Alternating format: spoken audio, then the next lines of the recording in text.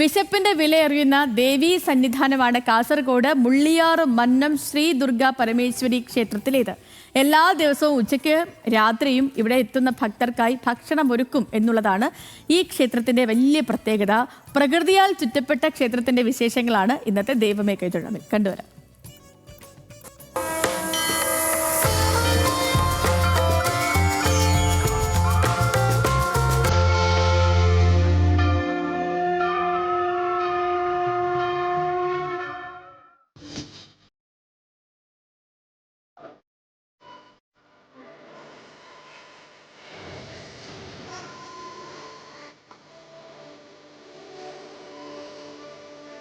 കാസർഗോഡ് ജില്ലയിലെ മുള്ളിയാർ ഗ്രാമത്തിൽ 3 വശവും മധുവാഹിനി പുഴ വലം വെച്ചൊഴുകുന്ന കുന്നിൻ മുകളിലാണ് മുള്ളിയാർ മന്നം ശ്രീ ദുർഗാ പരമേശ്വരി ക്ഷേത്രം സ്ഥിതി ചെയ്യുന്നത്.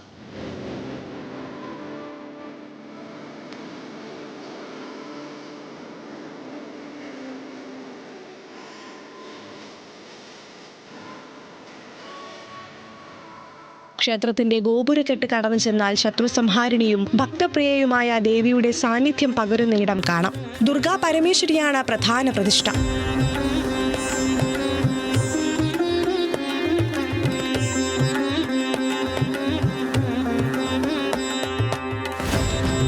അഞ്ചു നൂറ്റാണ്ടുകൾക്ക് മുൻപ് മഹാരാഷ്ട്രത്തിൽ നിന്നും നാട്ടുരാജാക്കന്മാർ തമ്മിലുണ്ടായ യുദ്ധം കാരണം നാടുവിട്ട രാജാവിന്റെ ബ്രാഹ്മണ കുടുംബാംഗങ്ങളാണ് ശ്രീ ദുർഗാ പരമേശ്വരിയുടെ ശ്രീചക്രവും ദർപ്പണവും ചുവപ്പ് ശ്രീയോൽ പൊതിഞ്ഞു കൊണ്ടുവന്നത്. പിന്നീട് മന്നത്ത് ദേവീ ചൈതന്യം സ്ഥാപിക്കുകയും ശേഷം നാട്ടുകാരുടെയും പ്രധാനികളുടെയും സഹായത്തോടെ ക്ഷേത്ര നിർമ്മാണം പൂർത്തീകരിക്കുകയും ചെയ്തു.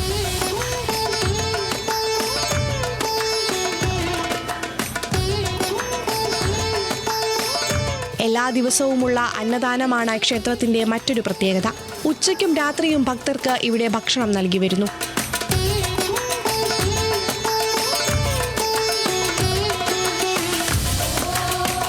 കുംഭമാസത്തിലാണ് ഇവിടുത്തെ 5 ദിവസത്തെ വാർഷിക മഹോത്സവം നടക്കുന്നത്.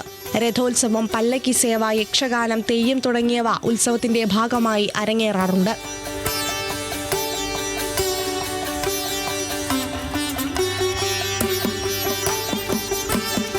അപ്പോൾ ഇവിടുത്തെ ഐതിഹ്യം പറഞ്ഞാൽ ഭക്തന്മാരാണ് ഇവിടുത്തെ ഐതിഹ്യം പറഞ്ഞാൽ അമ്മനെ ഏത് പൂജ ചെയ്യുന്നോ ഏത് കർമ്മത്തിൽ ചെയ്യുന്നോ അവർക്ക് എല്ലാ രീതിയ അനുകൂലങ്ങൾ അമ്മ സാധിക്കുന്നതാണ്. ഇപ്പോൾ കുട്ടികളില്ലാത്തവർക്ക് കുട്ടികൾ, പിന്നെ കല്യാണം കഴിഞ്ഞില്ല എന്നെങ്കിൽ അമ്മയോട് പ്രാർത്ഥിച്ച് സ്വയംവര പൂജ, സ്വയംവര പുഷ്പാഞ്ജലി ഇങ്ങനെയുള്ളൊരു സേവ ഉണ്ട്. കുട്ടികളാകാത്തതിനെ അമ്മയോട് പ്രാർത്ഥിച്ച് പോയാൽ സന്തതി ആയ ശേഷം അമ്മയും കുഞ്ഞും പിന്നെ തുലാഭാരം നടത്തിയിട്ട് അമ്മയുടെ ഒരു പ്രസാദം വാങ്ങുന്നത് അത് ഇവിടുത്തെ സിസ്റ്റമാണ്.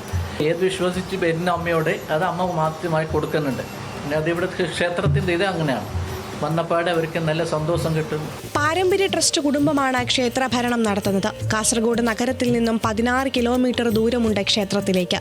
അമ്പലത്തിലെ നവരാത്രി ആഘോഷങ്ങളും വിശേഷപ്പെട്ടതാണ്. എഴുത്തിനിരുത്തും മറ്റ് ആഘോഷങ്ങളും അന്ന് നടക്കും. എല്ലാ ദിവസവും ഉഷപൂജയും അന്ത്യപൂജയും നടക്കുന്ന ക്ഷേത്രത്തിലേക്ക് ദൂരദേശങ്ങളിൽ നിന്നും നിരവധി ഭക്തരാണ് ദിവസേന എത്തുന്നത്.